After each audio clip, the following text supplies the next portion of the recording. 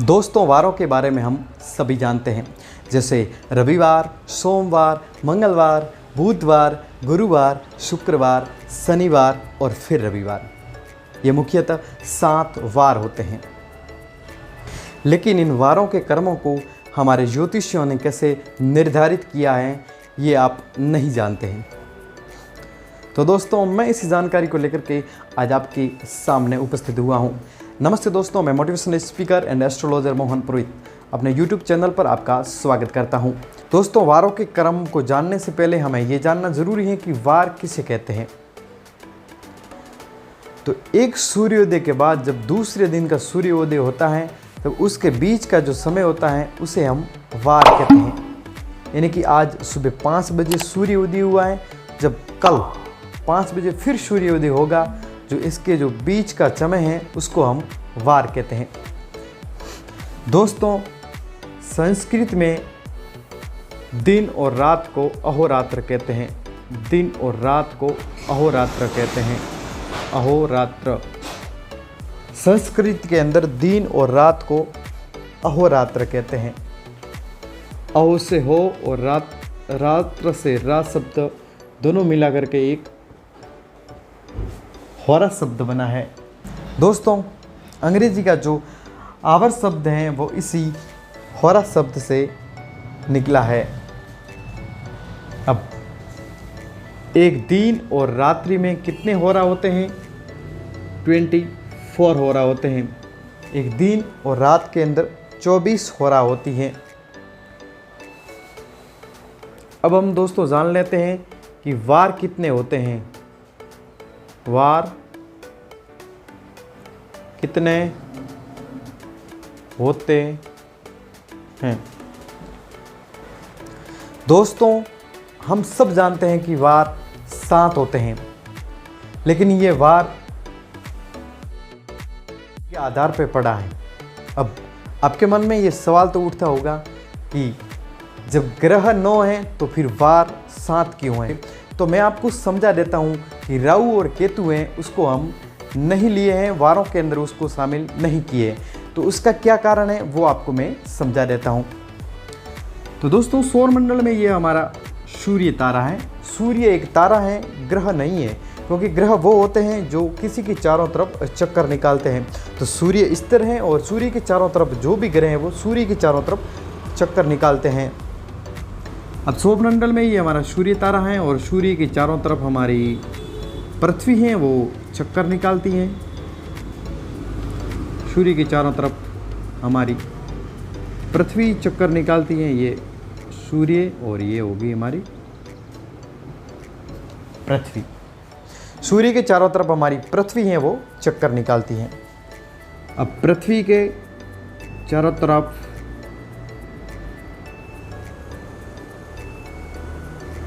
हमारे चंद्रमा है, वो चक्कर निकालते हैं।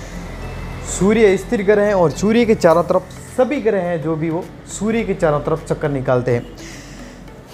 अब पृथ्वी है, ये पृथ्वी का उपग्रह है चंद्रमा। जो मात्र चंद्रमा है वो पृथ्वी की परिक्रमा करते हैं। समझ गए ना? सूर्य के चारों तरफ सभी ग्रह परिक्रमा करते हैं और चंद्रमा है वो हमारी पृथ्वी के चारों तरफ परिक्रमा करते हैं। अब जब चंद्रमा पृथ्वी के चारों तरफ परिक्रमा करते हैं तब ये 2 बिंदुओं पर काटते हैं। एक तो यहाँ पर आपको दिख रहा होगा और एक को यहाँ पर काटते हैं, आपको दिख रहा होगा। अब इस दक्षिण बिंदु को हमारे इसको हम केतु कहते हैं। क्या कहते हैं इसको हम?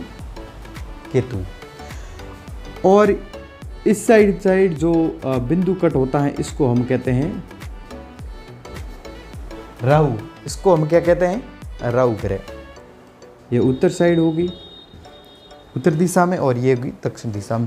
इसको हम कहते हैं केतु और इसको हम कहते हैं राहु। मैं आपको पुनः समझा देता हूँ। सूर्य हैं, सूर्य के चारों तरफ सारे ग्रह हैं वो चक्कर निकालते हैं। अब पृथ्वी भी है, वो हमारे सूर्य के चारों तरफ चक्कर निकालती है।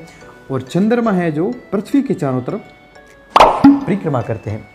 अब चंद्रमा जब पृथ्वी के चारों तरफ परिक्रमा करते हैं तब 2 बिंदुओं पर काटते हैं। एक तो यहाँ पर और इसको एक को यहाँ पर काटते हैं। अब इस बिंदु को जो दक्षिण साइड कट होता है इसको हम केतु कहते हैं, और जो उत्तर दिशा की तरफ कट होता है बिंदु, उसको हम राहु कहते हैं। तो दोस्तों राहु और केतु कोई ग्रह नहीं है, ये मात्र छाया ग्रह हैं। और ये अब आपको समझ में आ गया होगा कि हमने वारों के अंदर राहु और केतु को क्यों शामिल नहीं किया है। तो दोस्तों मैं इसको भी मिटा देता हूँ। ये हमारा सूर्य है।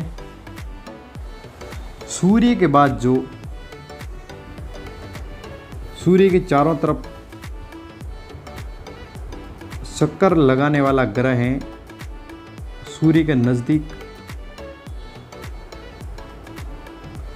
वो है दोस्तों हमारा बुध ग्रह। तो मैं इसको यहाँ पर लिख लेता हूँ बुध। अब बुध के बाद भी एक सूर्य की चारों तरफ चक्कर लगाता है, उसका नाम है शुक्र। तो मैं यहाँ पर उसको भी बना देता हूँ, ठीक है।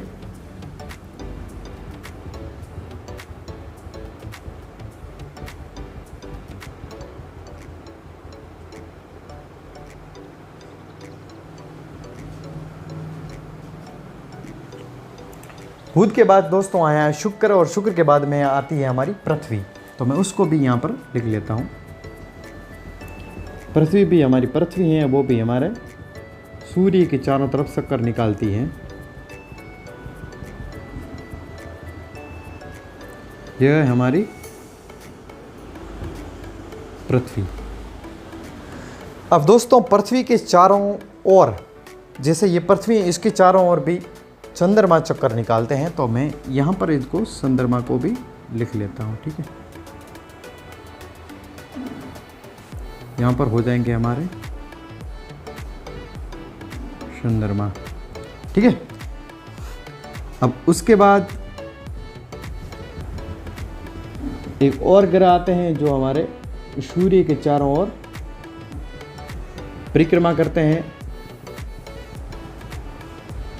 उसका नाम है मंगल ग्रह। तो मैं यहाँ पर लिख लेता हूँ मंगल।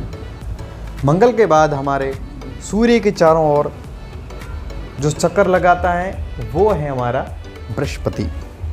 तो मैं यहाँ पर लिख लेता हूँ बृहस्पति।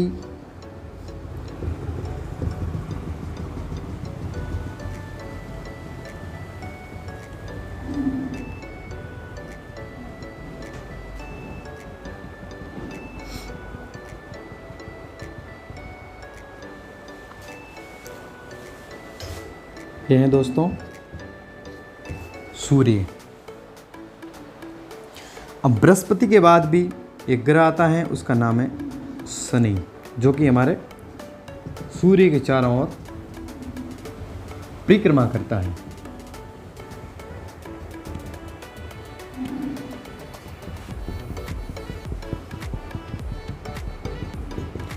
अब इसके बाद भी दोस्तों 3 ग्रह और आते हैं जो कि पृथ्वी से बहुत दूर हैं, वो हमारे ऊपर कोई असर नहीं डालते हैं, इसके लिए मैं इनको यहाँ पर शामिल नहीं कर रहा हूँ।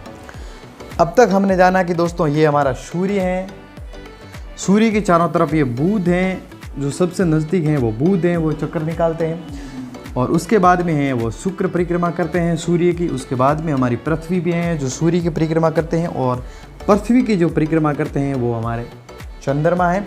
और इन 2 बिंदुओं पर काटते हैं, इसको केतु कहते हैं और इसको राहु कहते हैं। ये भी मैं आपको लिख लेता हूँ ताकि समझ में जल्दी आए। उसके बाद सूर्य की जो परिक्रमा करते हैं वो है हमारे मंगल ग्रह। अब मंगल के बाद हुए हमारे बृहस्पति ग्रह।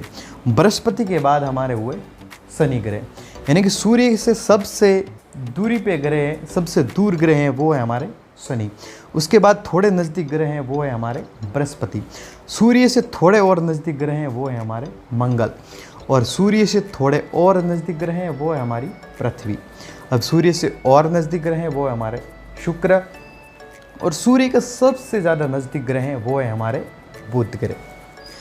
अब आपको ये 60 तो समझ में आ गया होगा, मैं उम्मीद करता हूँ ये 60 आपको समझ में आ गया होगा। मैं इसको दूरी के हिसाब से शनि, बृहस्पति, मंगल, पृथ्वी, शुक्र, बुध ऐसे में यहाँ पर लिख लेता हूँ आपकी सुविधा के लिए, और इसी आधार पर हम वारों का क्रम कैसे निर्धारित हुआ था हम इसी आधार पर आपको बताने वाले हैं। तो दोस्तों मैं यहाँ पर लिख लेता हूँ, ठीक है।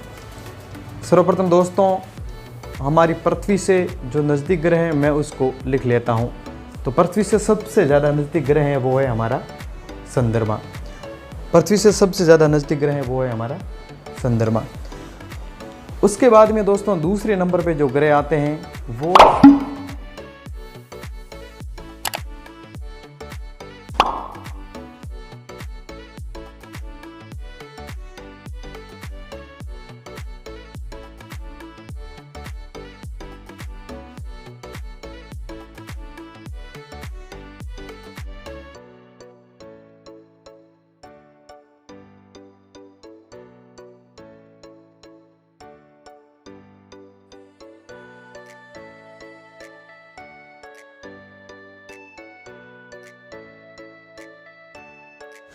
अब सूर्य के बाद जो हमारे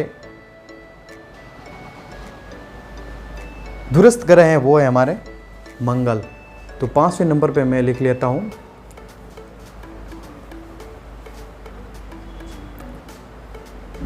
मंगल। मंगल के बाद जो दोस्तों चंद्रमा से दूरस्थ ग्रह हैं वो हमारे हैं बृहस्पति।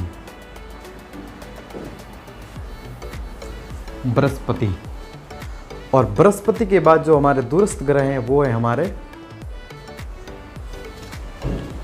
शनि। अब दोस्तों ये सार तो आपको समझ में आ गया होगा।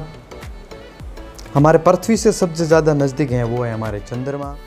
चंद्रमा से हमारे बुध के बाद शुक्र के बाद मंगल पड़ते हैं, मंगल के बाद हमारा बृहस्पति है, बृहस्पति के बाद शनि है। तो मैंने इसको यहाँ पर लिख लिया है।